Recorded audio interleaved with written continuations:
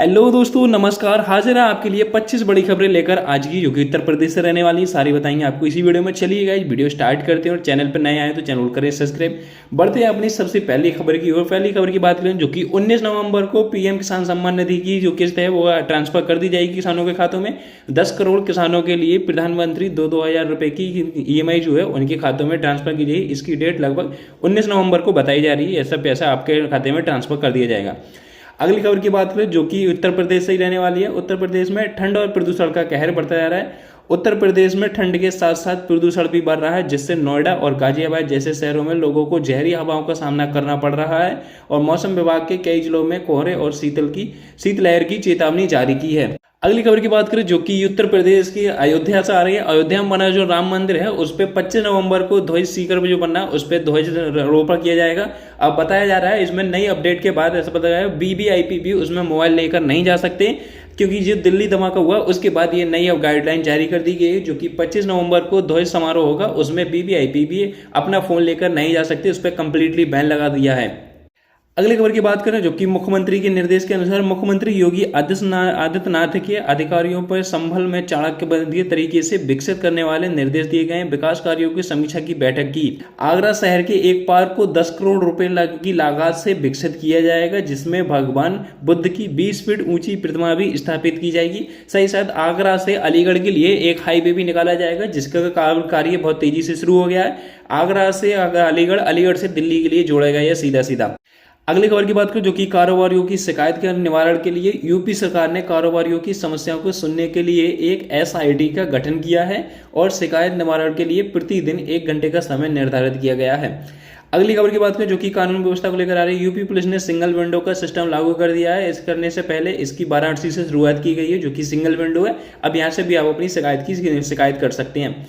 इसके बाद अगली खबर की बात करें, जो कि उत्तराखंड से आ रही है। उत्तराखंड महोत्सव से लखनऊ में आयोजित उत्तराखंड महोत्सव 2025 में मुख्यमंत्री योगी आदित्यनाथ ने लोक संस्कृति और परंपराओं के संरक्षण पर जोर दिया है। बिहार में नई सरकार गठन का फार्मूला तय। नीतीश कुमार 20 नवंबर को लेंगे शपथ। बिहार विधानसभा चुनाव में 2025 में एनडीए की भारी जीत के बाद भाजपा के जेडीयू ने मंत्री पद को बंटवारा तय किया है। ये छह विधायकों को नए मंत्री फार्मूला में लागू होगा। नीतीश कुमार 10वीं बार मुख्यमंत्री बनने की तैयारी कर रहे हैं, जिसमें भाजपा, जेडीयू और लोक भाजपा आरएसएस के लोग भी शामिल हैं। कैबिनेट का हिस्सा मिलने पर आज नीतीश ने इस्तीफा दे दिया है। पीएम मोदी शपथ समारोह में शामिल होंगे। ये एनडीए की एकता का प्रतीक है, जो बिहार में विकास और कानून व्यवस्था पर फोकस करेगी। अगली खबर की बात करें, जो कि दिल्ली ब्लास्ट को लेकर आ रही है। दिल्ली ब्लास्ट में बांग्लादेशी कनेक्शन आया है। एनआईए ने एक और आरोपी को गिरफ्तार किया है। लाल किले के पास 10 नवंबर को हुए ब्लास्ट को लेकर, जिसमें 13 लोगों की मौत हो गई की जांच में एनआईए को बड़ी सफलता मिली है। मुख्य आरोपी उमर नबी के करीबी को गिरफ्तार किया गया है। कार उनके नाम पर थी। बांग्लादेश से लिंक की पुष्टि हुई है, जहां से विस्फोटक तस्करी की आशंका है। पीएम मोदी ने कहा सभी जिम्मेदारियों को न्याय के कठोर में लाया जाएगा और दिल्ली एनसीआर में सुरक्षा बढ़ाई जाएगी। अगली खबर की बात करें, जो कि आरजेडी में आतंकी कहर है। बिहार चुनाव में आरजेडी की करारी हार पर 75 से घटकर उनकी सीटें 25 रह गई हैं। इसके बाद लालू परिवार में फूटा गुस्सा। रोहड़ियों आचार्य ने तेजस्वी के करीबियों पर अपमान किया और आरोप लगाया है। कहा कि उन्होंने सच्चाई दबाने की कोशिश की है। ये वीडियो में रोहड़ियों ने भावुक होकर कहा, मैंने आत्मसम्मान नहीं छोड़ा। खबर की बात करें, जो कि बिहार में बीजेपी की जीत हुई है, तो कांग्रेस ने दावा किया है। बिहार नतीजों के लेकर कांग्रेस ने एनडीए की जीत पर सवाल उठाया है और उन्होंने कहा है कि इतिहास में कोई भी दल इतना ऊंचा स्ट्राइक रेट से हासिल नहीं कर सकता, कोई भी पार्टी इतनी ऊंची हासिल नहीं कर सकती। इसीलिए उन्होंने कहा कि पार्टी ने ईसीएल की जांच की मांग की है। अगली खबर की बात करें, जो कि दिल्ली एनसीआर से प्रदूषण से गंभीर से आ रही है। दिल्ली की बात करें तो दिल्ली AQI 237 से 251 के बीच है, गंभीर स्तर पर पहुंचा है। सुप्रीम कोर्ट ने जनहित में याचिका पर सुनवाई की और पराली जलाने पर सख्त कार्रवाई की गई है और उसे जलाने की सख्ती मना भी की गई है। अगली खबर की बात करें, जो कि उत्तर प्रदेश के कई इलाकों में तापमान गिरने की संभावना है। उत्तर प्रदेश में IMD के अनुसार दिल्ली, यूपी, MP में तापमान 5 डिग्री से 8 डिग्री तक गिरने की संभावना बताई गई, जो कि शीतलहर से फसलें भी प्रभावित होगी। किसानों को सलाह, आगे 2 दिन में बारिश की संभावना बताई गई है। कि बुलंदशहर गैंगरेप पीड़ित की तरफ से आ रही, जो कि बुलंदशहर में एक गैंगरेप पीड़ित को डीजीआई के सामने अपनी शिकायत दर्ज कराने से रोकने के लिए स्थायी पुलिस ने कई थानों की फोर्स तैनात कर दी है।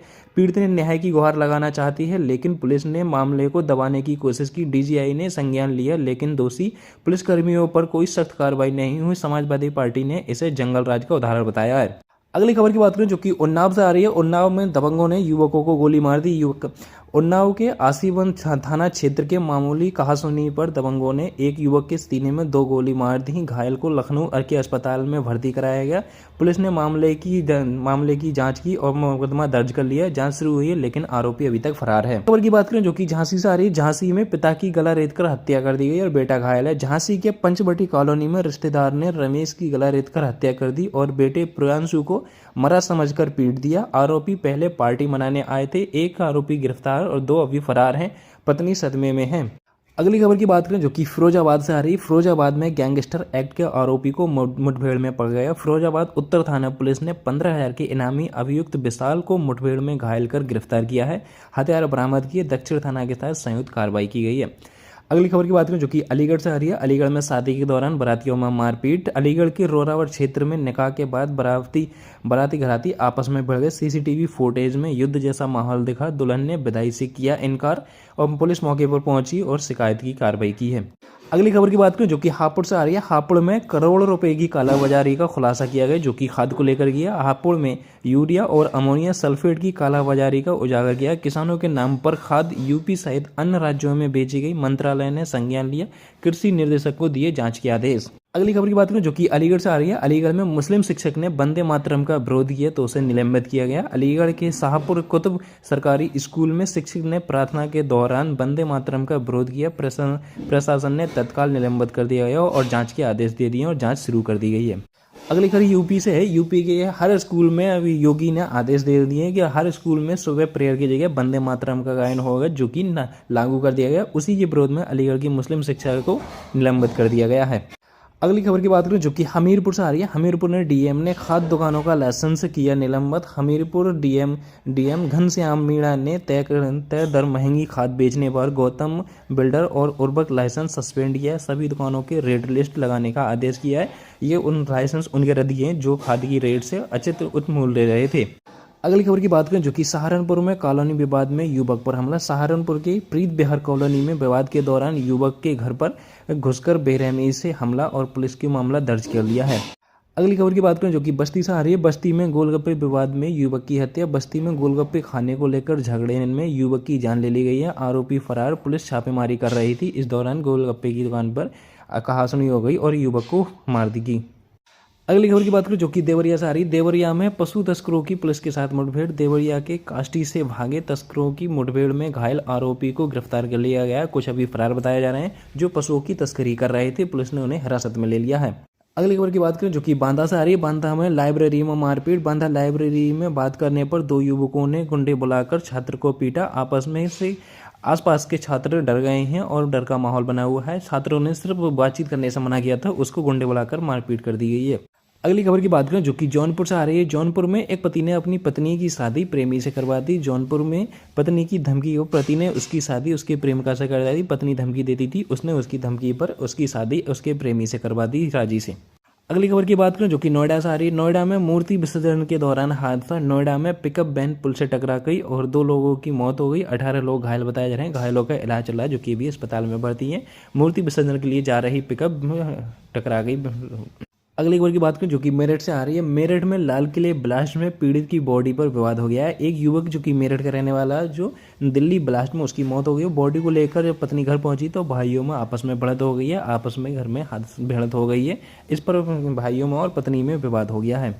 अगली खबर की बात करें जो कि यूपी बोर्ड से आ रही है। यूपी बोर्ड 10वीं और 12वीं की डेट शीट में बदलाव कर दिया है। हिंदी परीक्षा अलग पालियों में और संस्कृत परीक्षा अलग पालियों में कर दी गई, जिसकी संस्कृत पेपर की डेट बदली गई है और पेपर कब से होंगे उसकी डेट भी निश्चित करने का जल्दी फैसला लेगी। बात करें जो कि पीएम किसान सम्मान निधि की है, जो पीएम किसान सम्मान निधि की 21वीं किस्त नवंबर के तीसरे सप्ताह में आने की संभावना है और जिन किसान भाइयों की अभी केवाईसी अपडेट नहीं हुई है उनकी जल्द से जल्द केवाईसी कराने के निर्देश दिए गए हैं और जिनकी केवाईसी कंप्लीट है उनका पैसा सीधे उनके अकाउंट में भेज दिया जाएगा। नवंबर के तीसरे सप्ताह में आने की संभावना है। अगली खबर की बात करें जो कि बरेली विश्वविद्यालय से आ रही है। बरेली विश्वविद्यालय दीक्षांत समारोह में रोहिलखंड यूनिवर्सिटी के 23वीं दीक्षांत समारोह में मेधावी छात्रों को सम्मानित किया जाएगा। झारखंड के गवर्नर को लाइफ टाइम अचीवमेंट मिला है। अगली खबर की बात करें जो कि मौसम विभाग की तरफ से आ रही है। यूपी में मौसम की ठंडी बढ़त को लेकर शीतलहर का अलर्ट जारी कर दिया है। कुछ राज्यों में और जारी कर दिया गया है, साथ ही साथ कुछ जिलों को भी नोटिफिकेशन दिया है, जैसे कि मेरठ गाजियाबाद में पारा लुढ़कने का है। उन्हें 15 नवंबर तक शीतलहर की चेतावनी दी गई है। और कुछ राज्यों की बात करें जैसे कि उत्तराखंड है और हिमाचल प्रदेश है, जिसमें पारा अभी 7 डिग्री तक गिर चुका है। अगली खबर की बात करें तो जो कि आगरा से आ रही है। आगरा में पाम ऑयल से नकली पनीर जब्त, डेयरी पर छापा मारा जिसमें 5 कुंटल पनीर नष्ट किया गया। असली पनीर पहचान के तरीके बताए गए जिसमें 5 कुंटल नकली पनीर बनाकर बेचा जा रहा है, जिसे नष्ट कर दिया गया है। अलीगढ़ में आगरा में छापामारी के दौरान ये पता चला है। अगली खबर की बात करें जो कि देवरिया से आ रही है। पशु तस्करों की पुलिस के साथ मुठभेड़ हो गई है जिसमें कुछ आरोपी गिरफ्तार हुए हैं। देवरिया से कस्टडी से भागे हुए एक वंचित पशु तस्कर की पुलिस के साथ मुठभेड़ हो गई है। गोली लगने से घायल आरोपी को गिरफ्तार कर लिया गया है और उसके पास से अवैध हथियार बरामद हुए हैं। पुलिस ने बताया कि आरोपी पर कई मुकदमे दर्ज हैं पहले से ही और यह घटना यूपी के पशु तस्कर के खिलाफ चल रही सख्त कार्रवाई का हिस्सा है। अगली खबर की बात करें जो कि यूपी में सर्जिकल रेट नियमों में बड़ा बदलाव है। पार्क फेसिंग प्लॉट महंगे होंगे। योगी सरकार ने सर्जिकल रेट का तय करने के नियमों में बदले हैं, जिसमें पार्क फेसिंग कॉर्नर प्लॉट और मंजिल के आधार पर दरें बढ़ाई गई हैं। इससे रियल एस्टेट बाजार प्रभावित होगा और ग्रामीण शहरी संपत्ति मूल्यांकन पर पारदर्शी आएगी। विशेषज्ञों का कहना है कि ये निवेशकों के लिए फायदेमंद लेकिन आम खरीदारों के लिए चुनौतीपूर्ण होगा, जिन पे महंगाई की असर पड़ रहा दिखाई देगा। अगली खबर की बात करें तो जो निर्यातों को राहत, बंदरगाह तक माल भेजने पर वित्तीय सहायता। यूपी सरकार ने नई निर्यात नीति लागू की है जिसमें निर्यातों को बंदरगाह तक माल पहुंचाने पर वित्तीय सहायता दी जाएगी। इससे राज्य के 2750 से अधिक प्रदर्शनकारियों को फायदा होगा, खासकर ग्रामीण उत्पादों के लिए। दिल्ली के अंतर्राष्ट्रीय व्यापार मेले में यूपी की मजबूती भागीदारी है, इस नीति से प्रमाणित है। खबर है यूपी से। यूपी में आज 14 नवंबर को बाल दिवस मनाया जाता है, जिसमें कई स्कूलों में आधा दिन छुट्टी रहेगी, आधा दिन तक खुले रहेंगे वो, और हाफ डे भी होगा आज की स्कूलों में। तो ये थी आज की हमारी सारी खबरें। अगर आपको हमारा वीडियो अच्छा लगा हो तो लाइक करें, शेयर करें और ऐसी हेल्पफुल वीडियो देखने के लिए चैनल करें सब्सक्राइब। मिलते हैं आपसे फिर किसी नेक्स्ट वीडियो।